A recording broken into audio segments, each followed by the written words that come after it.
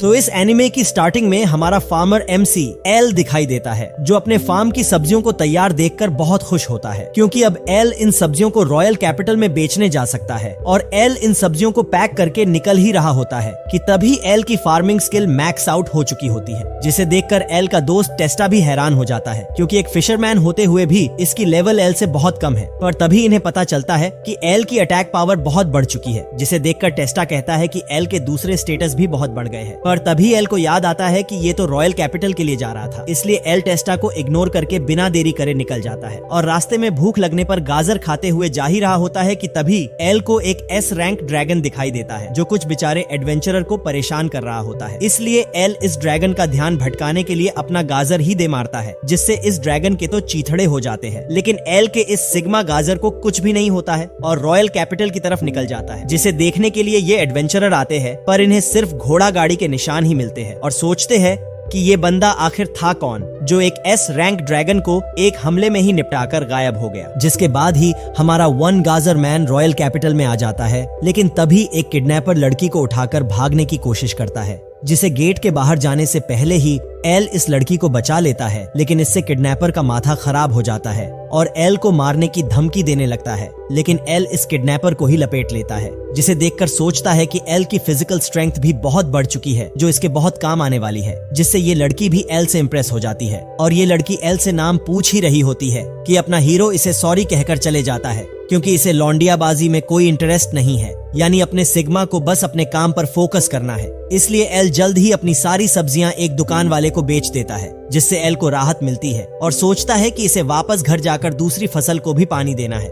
पर एल जब वापस जा ही रहा होता है कि तभी इसे गेट पर ही रोक दिया जाता है, जिनसे पूछने पर एल को पता चलता है कि इन्होंने सिर्फ उसी लड़की के कहने पर एल को रोका है, जो एल को बताती है कि ये रॉयल कैपिटल की प्रिंसेस फ्लोरीन मेजस है। जिसे सुनकर एल भी अपना नाम बताता है और पूछता है कि एक प्रिंसेस को एल जैसे गरीब से क्या काम हो सकता है। तब फ्लोरीन बताती है कि एल को रॉयल हाउस होल्ड के लिए काम करना चाहिए, जिसे सुनते ही एल सोचता है कि इसे ये काम बिल्कुल नहीं करना है। इसलिए फ्लोरीन से ये कहकर भागने की कोशिश करता है कि एल जैसा गरीब इस काम को डिजर्व नहीं करता है, जिसके लिए अब एल को यहाँ से जाना चाहिए। लेकिन फ्लोरीन भी एल को दबोच लेती है और पूछती है कि एल किस वजह से काम नहीं करना चाहता है, जबकि एल इस काम को एक्सेप्ट करके एक फार्मर से ज्यादा पैसे कमा सकता है। जिसे सुनकर एल कहता है कि इसे पैसे की नहीं पड़ी है, एल अपने छोटे फार्म में फार्मिंग करके खुशी से अपनी जिंदगी जी रहा है। जिसे सुनते ही फ्लोरीन कहती है कि इस पागल को फार्मिंग से इतना ही लगाव है तो फ्लोरीन जितनी चाहे उतनी फार्म फील्ड एल को देने के लिए तैयार है। पर एल तो कहता है कि फ्लोरीन इतनी सारी फील्ड इस गरीब को क्यों देना चाहती है, जिसका जवाब देते हुए फ्लोरीन बताती है कि एल ने जिस किडनैपर को धूल चटाई थी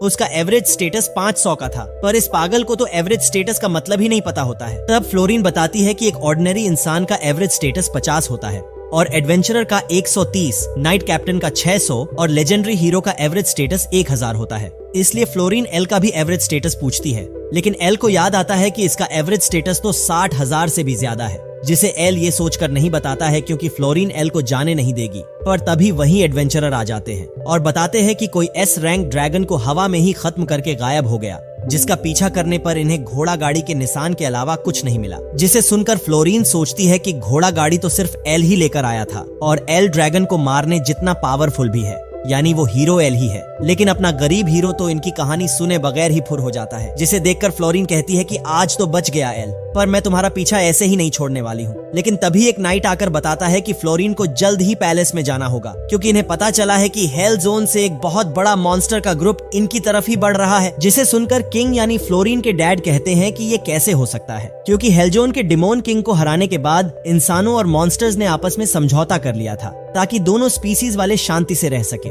पर इनका एडमिनिस्टर सेसिल बताता है कि पूरा डिमोन समाज इस समझौते से खुश नहीं है, इसलिए सब अपने किंग का बदला लेने के लिए आ रहे हैं, क्योंकि अब रॉयल कैपिटल के पास वो हीरो नहीं है जिसने डिमोन किंग को हराया था। इसलिए सेसिल किंग से कहता है कि इसे और फ्लोरीन को यहाँ से भाग जाना चाहिए, लेकिन किंग कहता है कि मैं अपने लोगों को ऐसे ही मरने नहीं छोड़ सकता हूँ, क्योंकि उस समझौते में इनके लोगों का कोई हाथ नहीं है। इसलिए किंग यहीं रहकर अपने लोगों को प्रोटेक्ट करना चाहता है। पर तभी बाकी नाइट्स भी कहते हैं कि ये अपने किंग को नहीं खो सकते हैं, इसलिए ये भी कहते हैं कि रॉयल कैपिटल के लोग अपने किंग के बिना कुछ नहीं है, जिसके लिए किंग और फ्लोरीन को यहाँ से जाना ही होगा। ये सुनकर किंग को अपने लोगों की भलाई के लिए मानना ही पड़ता है, जिसके बाद ही अपना हीरो दिखाई दिखाई देता है, जो थकने के बाद भी अपनी स्ट्रेंथ से दरवाजा गलती से तोड़ देता है। पर तभी टेस्टा आकर बताता है कि मॉन्स्टर का ग्रुप इनकी तरफ ही बढ़ रहा है, इसलिए सारे विलेज वाले सेफ जगह जा रहे हैं। पर इस हीरो को तो अपनी फसल की पड़ी होती है और टेस्टा को ये कहकर चला जाता है कि ये जल्द ही इनके पास आ जाएगा। जिसके बाद एल को ये देखकर खुशी होती है कि इसकी सारी फसल सही सलामत है, लेकिन एल देखता है कि सारे मॉन्स्टर्स तो विलेज को इग्नोर करके डायरेक्ट रॉयल कैपिटल की तरफ जा रहे हैं, जिन्हें देखकर एल सोचता है कि ये इसमें कुछ नहीं कर सकता है क्योंकि इन्हें संभालने का काम रॉयल कैपिटल का है। पर रॉयल कैपिटल ही नहीं रहेगा तो एल किसको अपनी फसल बेचेगा।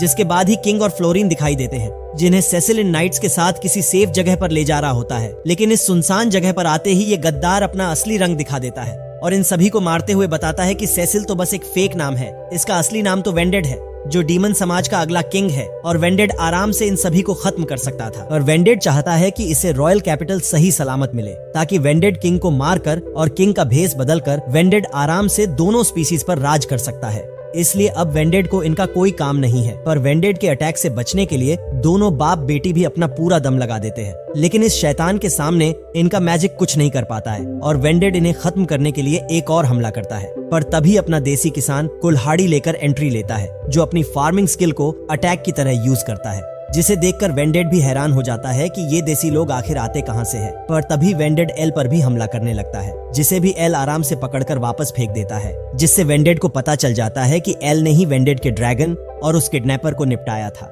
और अपने फुल फॉर्म में आते हुए कहता है कि आज ये अपने दादा का चाचा का सबका बदला लेकर ही रहेगा। पर अपने फुल फॉर्म में अटैक करने के बाद भी एल के एक ही मुक्के में ढेर हो जाता है और बाकी मॉन्स्टर्स भी अपने किंग को सस्ते नशे करते हुए देखकर भाग जाते हैं। जिसके बाद ही सब पैलेस में दिखाई देते हैं और किंग एल से कहता है कि फ्लोरीन और रॉयल कैपिटल को बचाने के बदले में ये एल को कुछ भी देने के लिए तैयार है।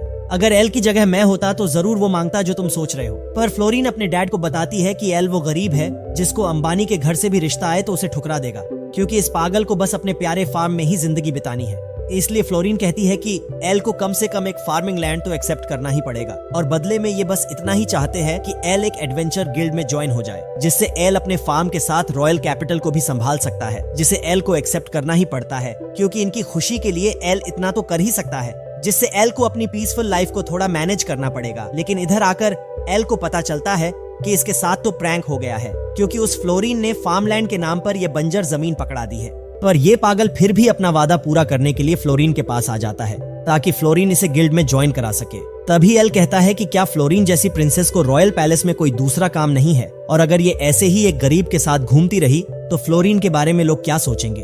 तब फ्लोरीन बताती है कि रॉयल पैलेस में इसने अपना एक डुप्लीकेट रखा हुआ है, इसलिए इसे परेशान होने की कोई जरूरत नहीं है और फ्लोरीन को लोगों से भी कोई दिक्कत नहीं है, क्योंकि फ्लोरीन के इस मैजिक हेयर क्लिप से इसे कोई नहीं पहचान सकता है। तभी दोनों एडवेंचर गिल्ड में आ जाते हैं, जहां पर सब एल के कारनामों के ही चर्चे कर रहे होते हैं। पर गिल्ड में ज्वाइन होने से पहले ही इस पागल को भूख लगने लगती है, इसलिए गिल्ड सेक्रेटरी हेलेन इस गरीब को पहले खाना खिलाती है। काश हम गरीबों को भी ऐसी खिलाने वाली मिल जाती। पर तभी हेलेन कहती है कि एल एक फार्मर होते हुए एडवेंचरर क्यों बनना चाहता है। तब एल बताता है कि इसे बस एक दोस्त का कर्जा उतारना है और एल साथ में फार्मिंग भी करता रहेगा। पर तभी वही बेचारे एडवेंचरर आ जाते हैं और कहते हैं कि ये एल के साथ काम करने के लिए बहुत एक्साइटेड है, इसलिए चाहते हैं कि जल्द ही गिल्ड ज्वाइन करके इनके साथ मॉन्स्टर्स को निपटाने चले। जिसे सुनकर एल सोचता है कि ये लोग क्यों मेरी प्यारी जिंदगी बिगाड़ना चाहते हैं। पर तभी एल को अपना मकसद यानी फ्लोरीन से किया हुआ वादा याद आता है और हेलन से पूछता है कि क्या एल के लिए कोई क्वेस्ट अवेलेबल है। तब हेलन बताती है कि एल ने जस्ट अभी ही स्टार्ट किया है, तो इसे सिर्फ जी रैंक जैसे छोटे क्वेस्ट ही मिलेंगे। और हेलन एल के कारनामे सुनकर ये साफ कह सकती है कि ये जल्द ही एसएस रैंक तक पहुंच जाएगा, इसलिए हेलन एल को क्वेस्ट की सारी डिटेल्स दे देती है। पर हेलन इस गरीब को ऐसे कपड़ों में नहीं जाने दे सकती है, इसलिए हेलन इसे फ्री में एक मैजिक रोप दे देती है जो एल के डिफेंस में बहुत काम आ सकता है। इसलिए एल बिना देरी करे अपना क्वेस्ट पूरा करने आ जाता है, जिसमें एल को कुछ रिकवरी पोर्शन कलेक्ट करने होते हैं।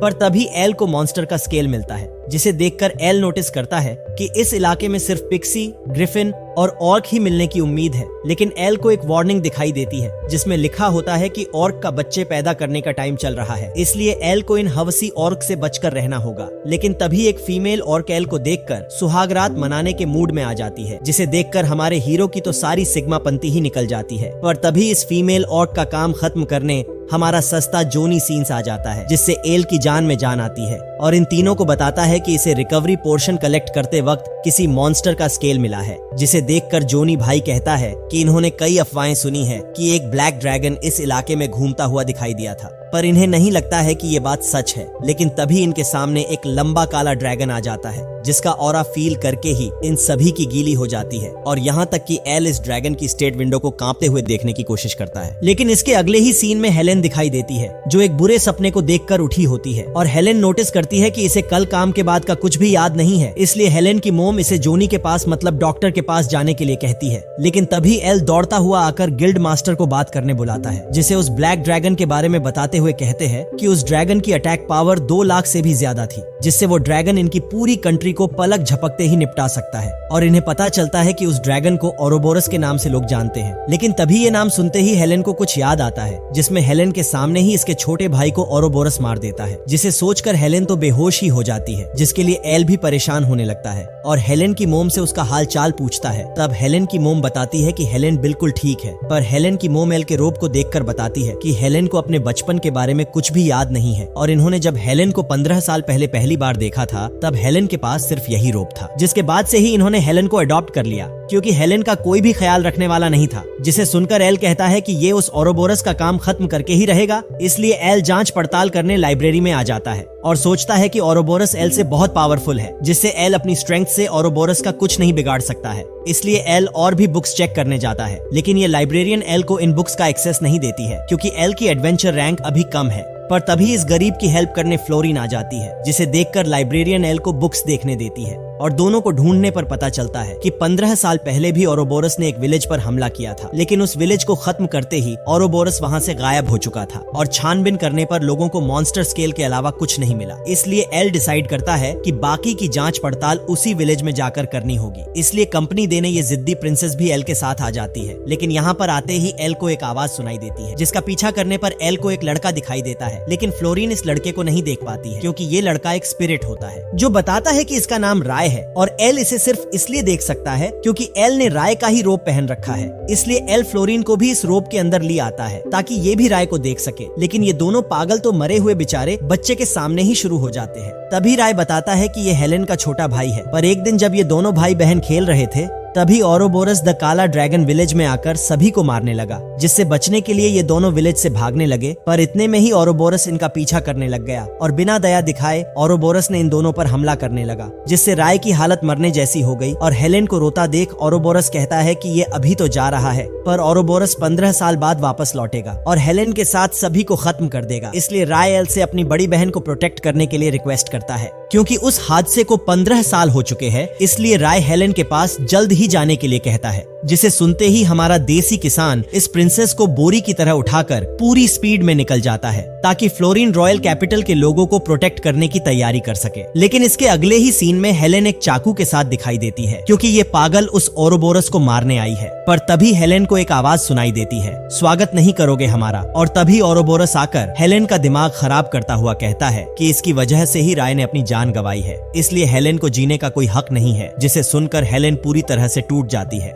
जिसकी वजह से ये पागल कहती है कि हेलेन खुद को सजा देने के लिए सुसाइड कर लेगी। जिसे सुनकर ओरोबोरस को बहुत मजा आ रहा होता है और हेलेन को उकसाने लगता है कि इसे खुदकुशी कर लेनी चाहिए। पर तभी एल आकर हेलेन को रोक देता है, जिसे देखते ही ओरोबोरस का मूड खराब हो जाता है और एल को पावरफुल अटैक से दूर फेंक देता है। लेकिन एल राय के मैजिक से बच जाता है और वापस उठकर कहता है कि अभी बताता हूँ देसी किसान में कितना दम होता है। पर ओरोबोरस तो उल्टा एल का ही दम निकाल देता है, जिसे देखकर एल हेलेन को लेकर भागने लगता है। लेकिन हेलेन कहती है कि इसकी वजह से ही राय मारा गया था, इसलिए हेलेन नहीं चाहती है कि एल भी इसकी वजह से मारा जाए। तभी एल कहता है कि इसने राय से वादा किया है कि एल हेलेन को उस ड्रैगन से बचाकर रहेगा और राय ने अपनी जान सिर्फ इसलिए ही दी थी ताकि हेलेन अपनी जिंदगी जी सके, जिसके लिए राय ने एल को ओरोबोरस की एक कमजोरी बताई है, जिसका फायदा उठाते हुए एल ओरोबोरस को कमजोर करने लगता है। और ओरोबोरस के हमले करने से पहले ही एल इसे अपना देसी किसान का दम दिखा देता है, जिससे ओरोबोरस ढेर हो जाता है और वापस नहीं उठता है। जिसके बाद ही एल हेलेन से हाल चाल पूछने लगता है, लेकिन तभी ये पागल लड़की एल को चाकू घोंप देती है, जिसे देखकर एल कंफ्यूज हो जाता है। पर तब भी हेलेन एल को मारने की कोशिश करने लगती है और एल को एक और बार चाकू घोंपने जा ही रही होती है कि तभी बेनेवोलेंट ड्रैगन एल को बचा लेता है, जिसे देखकर एल अपनी आंखों पर विश्वास नहीं कर पाता है, क्योंकि सब बेनेवोलेंट ड्रैगन को सिर्फ कहानी मानते थे। लेकिन बेनेवोलेंट तो कहता है कि ओरोबोरस ने हेलेन के शरीर को अपने काबू में कर रखा है, पर बेनेवोलेंट ओरोबोरस को ऐसा नहीं करने दे सकता है।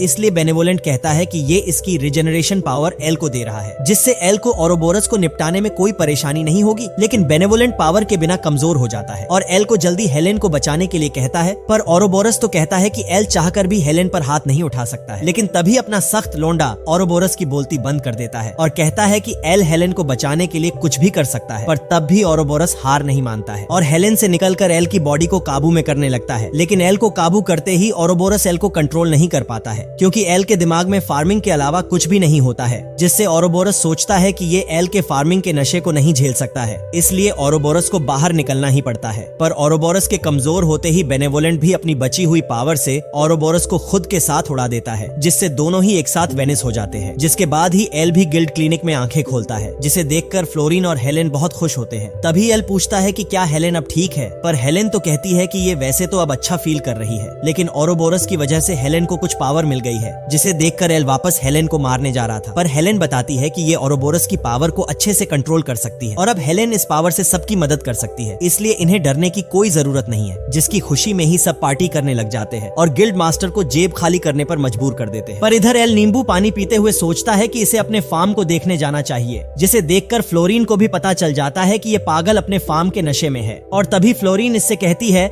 कि एल ने अपना एडवेंचरर का काम अच्छे से निभाया है, इसलिए एल अपने फार्म के नशे आराम से कर सकता है। जिसे सुनकर एल को बहुत खुशी होती है और जल्द ही अपने फार्म की ओर निकल जाता है, जहां पर एल को टेस्टा भी मिल जाता है और दोनों बात करते हुए जा ही रहे होते हैं कि तभी एल के लिए एक लेटर आता है, जिसे देखने पर एल को पता चलता है कि ये लेटर इसके डैड का है, जो एल से कहते हैं कि इसके मोम डैड एल को बहुत मिस कर रहे हैं और इन्हें पता चला है कि एल कहीं लौंडियाबाजी करने लगा है, इसलिए वो दोनों एल से मिलने के लिए वेट कर रहे हैं। जिसे सुनकर टेस्टा भी कहता है कि एल को अपने सस्ते नशे कुछ देर बंद करके अपने मोम डैड से मिलाना चाहिए। जिसे सुनकर एल भी अपने लंगोटिया यार की बात मानकर जाने की तैयारी करने लगता है। इसलिए एल पहले गिल्ड में आकर हेलेन को बता देता है कि ये कुछ समय तक क्वेस्ट नहीं कर पाएगा, जिसके लिए हेलेन को किसी दूसरे एडवेंचरर को एल के क्वेस्ट देने पड़ेंगे। पर हेलेन तो कहती है कि एल बिना किसी दिक्कत के जा सकता है, क्योंकि एल के क्वेस्ट हेलेन संभाल लेगी और वैसे भी हेलेन अपनी इस नई पावर को कंट्रोल करना सीख रही है। जिसे सुनते ही एल अपना काम हेलेन के भरोसे छोड़कर जाने लगता है। लेकिन तभी एल को पनौती मिल जाती है और हमारी प्रिंसेस को जैसे ही पता चलता है कि एल अपने मोम डैड से मिलने जा रहा है,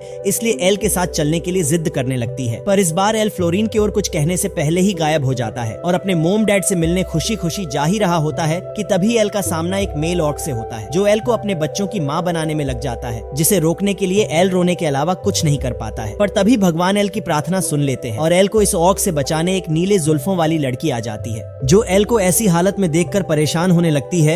इसलिए ये लड़की इस गरीब को थोड़ा पानी दे देती है और एल से कहती है कि इस पागल को ऐसी जगह पर अकेले नहीं आना चाहिए था।